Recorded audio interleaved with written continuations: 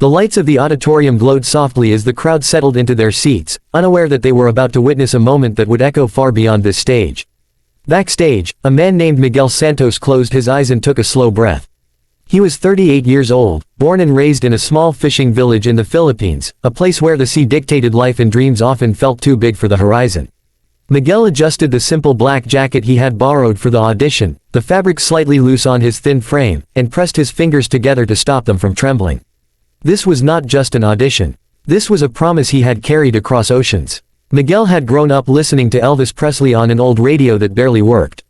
His father, a dock worker with calloused hands and tired eyes, used to hum Elvis songs while mending fishing nets. In their tiny wooden house, music was the one luxury they could afford. When Miguel was 9, his mother passed away after a sudden illness, and the house became unbearably quiet. It was Elvis's voice that filled the silence, songs about love, loss, and longing that somehow felt written for a boy half a world away. Miguel learned every lyric by heart, not because he dreamed of fame, but because singing made the pain hurt a little less. As the years passed, life grew harder. Miguel left school early to help his father, working long days under the sun and long nights repairing boats. His dream of singing stayed hidden, tucked away like a secret he was afraid to say out loud. When his father died unexpectedly in an accident at the docks, Miguel felt as though the ground had vanished beneath him. With no family left and no future in sight, he made a decision that terrified him. He sold what little he owned and took a job overseas as a cleaner, believing that sacrifice was the only way forward. For years, Miguel worked quietly, cleaning offices at night, singing softly to himself when he thought no one could hear. His coworkers barely noticed him, and that was fine. He wasn't looking to be seen. But one evening, while cleaning an empty conference room, he sang an Elvis song out loud, unaware that a security guard had stopped to listen. The guard, moved by the raw emotion in Miguel's voice, urged him to audition for a major talent show. Miguel laughed it off at first. He was too old, too ordinary, too invisible. But that night, he dreamed of his father smiling, nodding in encouragement, and when he woke up, the idea would not let him go. Standing now behind the stage curtain, Miguel thought about all of this as his name was called. He stepped forward, the bright lights blinding him for a moment, and faced the judges. Simon Cowell leaned back in his chair, arms crossed, expression neutral.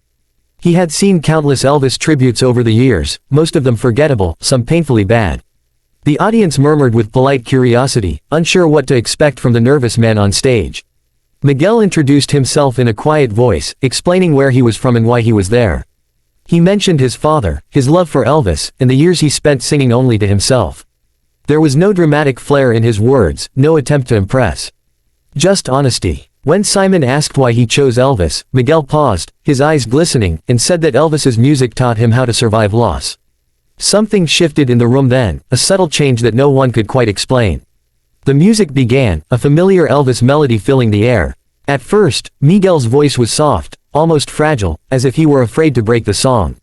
But as he reached the first chorus, something remarkable happened. His voice grew stronger, richer, carrying a depth of emotion that silenced every whisper in the audience. This was not an imitation. This was a conversation between past and present, between a man and the music that saved him. Simon leaned forward, his expression changing. The other judges exchanged glances, sensing that this was different. Miguel closed his eyes as he sang, no longer aware of the cameras or the crowd. He was back in that small wooden house, singing with his father, feeling the weight of grief and love all at once. His voice cracked slightly on a high note, not from lack of skill, but from feeling, and instead of weakening the performance, it made it unbearably real. Halfway through the song, the audience began to rise to their feet, one by one, as if pulled upward by an invisible force. Some wiped away tears, others held their hands over their hearts. The judges' table was completely still. Simon's mouth was slightly open, but he said nothing. For perhaps the first time in his career, words seemed to fail him. As Miguel reached the final verse, he added a subtle change, a gentle Filipino vocal inflection that transformed the song into something new. It was a tribute not just to Elvis, but to every dreamer who had ever felt too small to be heard. The final note lingered in the air, trembling with emotion, before fading into silence. For a heartbeat, the theater was completely quiet. Then the eruption came. Thunderous applause, cheers, people shouting his name. Miguel stood frozen, overwhelmed, tears streaming down his face. He bowed slightly, unsure what to do, unsure if what he had just given was enough. Simon remained silent. The camera zoomed in on him, capturing a rare moment of vulnerability. He looked down, took a breath, and then looked back up at Miguel. He tried to speak, but no words came out. The audience gasped. Another judge reached over, placing a hand on Simon's arm. Finally, Simon shook his head slowly and said that he had heard many voices, but very few that carried a story so honestly. He admitted that he did not expect this, and that he was genuinely moved. Then came the twist no one saw coming. Miguel revealed that he had almost withdrawn from the competition the night before because he felt unworthy of the stage. He shared that he was planning to return home and work on the docks again if he did not make it through. The audience reacted with shock, realizing how close they had come to never hearing this voice. The judges voted unanimously, but the moment did not end there. One of them stood and walked toward the golden buzzer. The crowd held its breath. When the buzzer was pressed, golden confetti rained down from above, shimmering like sunlight over the sea Miguel grew up beside. He fell to his knees, sobbing openly, as the reality of the moment sank in. Simon finally stood, applauding with genuine emotion, his earlier silence speaking louder than any critique ever could. He later admitted that Miguel's performance reminded him why music mattered in the first place, not for perfection but for truth.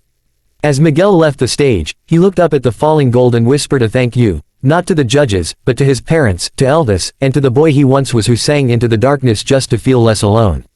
The audience knew they had witnessed something rare, a moment when a dream did not just come true, but redeemed a lifetime of sacrifice. This was not just an Elvis tribute. It was a story of resilience, of grief transformed into beauty, of a voice that traveled from a small Filipino village to the biggest stage in the world and reminded everyone listening that sometimes, the quietest people have the most powerful songs.